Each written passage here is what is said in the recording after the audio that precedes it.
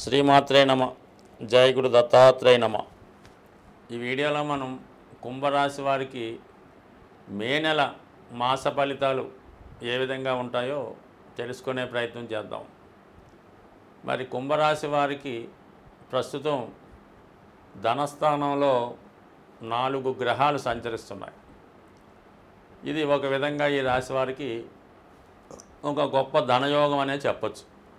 ముఖ్యంగా శని యొక్క ప్రభావం వల్ల జాతకుడికి కుటుంబానికి దూరంగా ఉపాధి అవకాశాలు లభించే అవకాశం ఉంది. అలాగే మీ సంతానంలో ఒకరికి ఏదైనా ఉపాధి అవకాశాలు కానీ ఉద్యోగం కానీ వేరే చోట రావడం వల్ల కుటుంబాన్ని విడిచి దూరంగా వెళ్ళవలసి ఉంటుంది.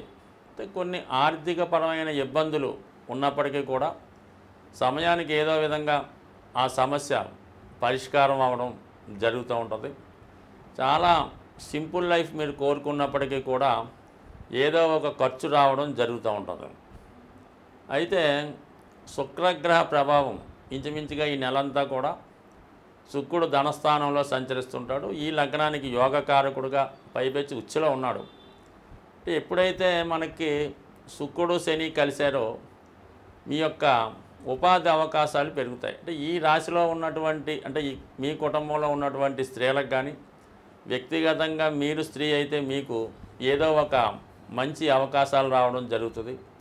మీలో ఉన్నటువంటి నైపుణ్యానికి ఏదో కళారంగంలోనో సినిమా రంగంలో ఎక్కడున్నా సరే దానికి తగిన గుర్తింపు రావడం జరుగుతుంది. మీకు మీరుగా చిన్నగా ఏదైనా ఒక పరిశ్రమ, ఒక షాపో, ఒక ఆఫీసో, ఒక ఫ్యాక్టరీయో పెట్టుకోవడానికి అవకాశాలు లభిస్తాయి. అలాగే మీరు ఏదైనా ఒక పదవి మీకు ఒక సొసైటీలోనో ఒక రాజకీయంలోనో కొత్తగా పదవి లభించడం కానీ మీరు దానికి పోటీపడి విజయం సాధించడానికి కూడా ముఖ్యం మీద కుంభరాశిలో ఉన్నటువంటి స్త్రీలకి చాలా గొప్ప అవకాశాలు రావడం జరుగుతుంది. మంచి గుర్తింపు కూడా వారికి రావడం జరుగుతుంది. అయితే బుధుడు అష్టమాధిపతిగా ధనస్థానంలో అంటే కొద్ది రోజులే 6వ తారీఖు దాకా ఉండడం జరుగుతుంది. ఆ కారణం వల్ల ఏంటంటే 6వ తారీఖు లోపల కొంతవరకు కుటుంబ అవసరాలకి ఒక ధన సహకారం కూడా లభిస్తుంది. సో ఏదైనా మొత్తం మీద దూరం అయినటువంటి బంధువులు తిరిగి కలుసుకుంటారు. మీ కుటుంబంలో ఏదో శుభకార్యం జరుగుతుంది, ఏదో ఒక ఫంక్షన్ లాంటిది కూడా చేస్తారు. అంటే మే 6 తర్వాత బుధుడు 3వ స్థానంలోకి వెళ్తూ రవితో కలిసి సుమారుగా 15వ తారీఖు దాకా బుధాదిత్య యోగం ఏర్పడుతుంది. దానివల్ల మీలో నైపుణ్యం పెరుగుతుంది. అధికారంలో ఉన్నటువంటి స్నేహితులు మీకు సహకరిస్తారు.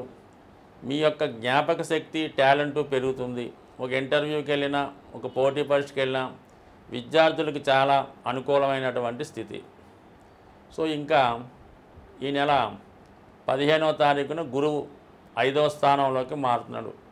అది చాలా మంచి స్థితి ఈ రాశిలో ఉన్నటువంటి విద్యార్థులకు కానీ, అలాగే ఏదైనా కొత్త విషయాలు తెలుసుకుందామనుకునే పండితులకు కానీ, టెక్నీషియన్కి కానీ చాలా మంచి అవకాశాలు రావడం జరుగుతుంది. మీరు చాలా శ్రద్ధగా ఏదైనా వర్క్ నేర్చుకునే ప్రయత్నం చేస్తారు. విద్యార్థులకి చదువు మీద ఇంట్రెస్ట్ ఎక్కువగా పెరుగుతుంది. ఆధ్యాత్మిక విషయాలు తెలుసుకుంటారు. కొత్త పరిచయాలు ఏర్పడతాయి. పూర్వపుణ్యం జనరేట్ అవ్వడం వల్ల ఒక మంచి గురువు మీకు లభించి మిమ్మల్ని సన్మార్గంలో పెట్టే ప్రయత్నాలు కూడా జరుగుతాయి. అలాగే మీరు మీ సంతానం విషయంలో కొన్ని మంచి వార్తలు వింటారు. అలాగే వాళ్ళకి ఏదన్నా శుభం జరిగే అవకాశం ఉంది. దూర ప్రాంత ప్రయాణాలు ఫలించే అవకాశం ఉంది. మీలో ఉన్నటువంటి విద్య నైపుణ్యం బయటపడుతుంది. మిమ్మల్ని మీరు ప్రూవ్ చేసుకుంటారు అన్నమాట. ఇదేంటంటే రాహు మీకు ఈ 18వ తారీఖున రాశిలోకి ప్రవేశిస్తున్నాడు. దానివల్ల ఏమవుతుందంటే రాహు స్వక్షేత్రంలోకి రావడం మీలో ఒక పట్టుదల పెరుగుతుంది. ఒక విధమైనటువంటి స్వార్థం మీలో బయలుదేరుతుంది. ఏ చేద్దామన్నా గతంలో చాలా లిబరల్గా ప్రతిఫలం ఆశించకుండా అందరికీ ఉపయోగపడుతుండేవారు, అందరికీ సహాయం చేస్తుండేవారు. అలాగే వాళ్ళు కూడా మిమ్మల్ని మీ దగ్గర ఉన్నదంతా కూడా తీసుకుపోయే ప్రయత్నం జరిగింది. ప్రస్తుతం ఏదైనా అటు ఇటు జీరోలోనే ఉన్నారు.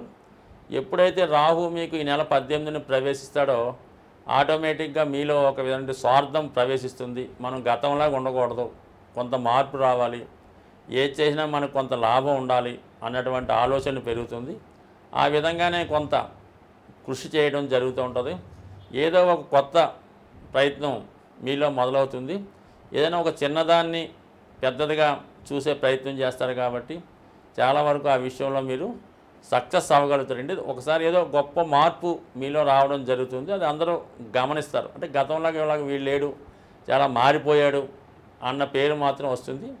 దానికి గురువు కూడా చూడటం వల్ల ఏంటంటే చాలా వరకు పోగొట్టుకున్నవి తిరిగి సంపాదించుకోవడం, నెమ్మదిగా ఆర్థిక పరిస్థితి పుంజుకోవడం, ఏవైనా రుణాలు గినాలు అలాంటివి ఉంటే అవి తీర్చివేయడం జరుగుతుంది.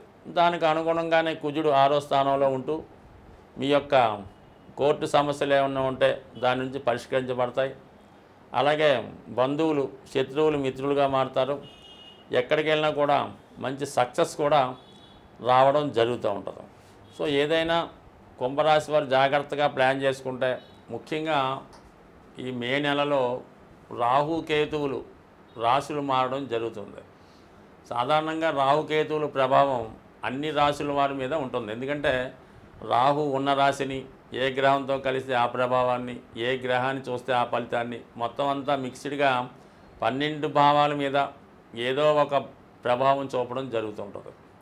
అయితే ఈ రాహుకేతువుల్ని ప్రసన్నం చేసుకుంటే తప్పనిసరిగా, అందుకే మనకి ఈ కలియుగంలో విఘ్నేశ్వరుడు, దుర్గా అమ్మవారు ఈ 2 దేవతల్ని పూజించుకోవడం వల్ల అటు రాహువు అలాగే కేతువుని ప్రసన్నం చేసుకోవడం జరుగుతూ ఉంటుంది.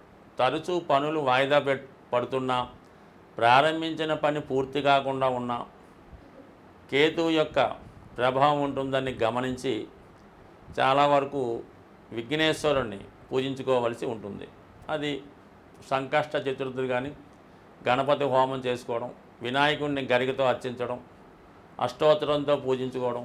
ఏ పని ప్రారంభించినా వినాయకుడిని ప్రారంభించుకుంటే మీకు ఈ విఘ్నాలు లేకుండా ముందుకు వెళ్ళడం జరుగుతూ ఉంటుంది. అలాగే రాహు ప్రభావం ఏ విధంగా ఉంటుందంటే ఇతరుల చేతిలో మోసపోవడం, అలాగే పెద్ద అవకాశాలు వచ్చినట్టే వచ్చి వెళ్ళిపోవడం జరుగుతూ ఉంటుంది. అలాగే జాతకుడికి వ్యసనాల మీద ఆసక్తి మళ్ళుతూ ఉంటుంది. విషయాన్ని ధైర్యంగా ముందుకు చెప్పలేకపోతుంటాడు. ఏదో విషయాన్ని దాయడం జరుగుతూ ఉంటుంది. కొన్ని నిజాయితీగా వెళ్ళలేకపోవడం, ఏదో ఒక బలహీనతకి లోను కావడం, ఇలా జరుగుతూ ఉంటుంది. అంటే రాహు ప్రభావం ఏంటంటే చట్టానికి వ్యతిరేకంగా ఉంటుంది, మన సాంప్రదాయాలకి విరుద్ధంగా ఉండడం జరుగుతూ ఉంటుంది. ఈ లవ్ మ్యారేజ్లు, ఇంటర్ క్యాస్ట్ మ్యారేజ్లు, ఈ చిన్న పెద్ద లేకుండా తారతమ్యం లేకుండా వివాహాలు, ఇవన్నీ కూడా రాహు ఏంటంటే పొల్యూట్ చేస్తుంటాడు. మన ధర్మాన్ని పాడు చేస్తుంటాడు, మన చట్టాన్ని నాశనం చేస్తుంటాడు, మన వ్యవస్థని పాడు చేస్తుంటాడు. ఇవన్నీ లేకుండా ఉండాలంటే మరి అంటే జాతకుడు తను తాను సంస్కరించుకుంటూ దుర్గా అమ్మవారిని ప్రతి శుక్రవారం అమ్మవారిని కుంకుమార్చన చేసుకోవడం కానీ, దుర్గా అష్టోత్తరం పారాయణ చేసుకోవడం మంచిది. అమ్మవారికి ఏదైనా నిమ్మకాయల దండ వేయడం కానీ, ఏదన్నా నైవేద్యంగా పులగం లాంటిది నైవేద్యం పెట్టడం వల్ల, అలాగే గుమ్మడికాయ సమర్పించడం వల్ల, ఇవన్నీ చిన్న పరిహారాలు వాళ్ళ టెంపుల్లో ఆచారాన్ని బట్టి, అక్కడ ఉన్నటువంటి సాంప్రదాయాలను బట్టి ఉండడం జరుగుతూ ఉంటుంది. బట్ ఏదైనా తరచూ విఘ్నేశ్వరుని, కనకదుర్గ అమ్మవారిని, ఏదైనా ఒక శక్తి స్వరూపాన్ని ఆరాధించడం వల్ల కంపల్సరీగా జాతకుడు రాహు పెట్టే ఇబ్బందులు, భయాల నుంచి బయటపడే అవకాశం ఉంది. వీటన్నిటికన్నా మరి చక్కగా లలిత సహస్రనామాన్ని నిరంతరం, అంటే రోజుకొక నామం చదువుకున్నా సరిపోతుంది.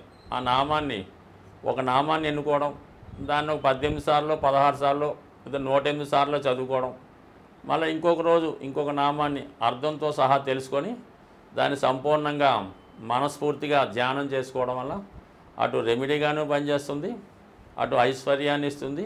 బట్ ఏదైనా దీన్ని మించినటువంటి రెమెడీ ఇంకోటి లేదనే చెప్పచ్చు. ఏదన్నా ఇతరులు చేయడం కన్నా సొంతంగానే చేసుకోవడం మంచిది. అంటే మా అమ్మాయి ఇవన్నీ చదవదండి, మా అబ్బాయికి కుదరదండి, మేము చేయొచ్చా అండి అంటే మీరు చేయొచ్చు, కానీ ఎవరికి వాళ్ళు చేస్తేనే ఈ ఫలితం తొందరగా వచ్చే అవకాశం ఉంటుంది తప్ప మీతో ఇతరులు చేయడం వల్ల ఏంటంటే ఏదో కొంత ఫలితం వస్తుంది, కానీ ఏదో 10 సంవత్సరాలకు 20 సంవత్సరాలుగా వస్తుంది. అదే మనం చేస్తే అది శీఘ్రంగానే రోజుల్లో వచ్చే అవకాశం ఉంటుంది. స్వస్తి.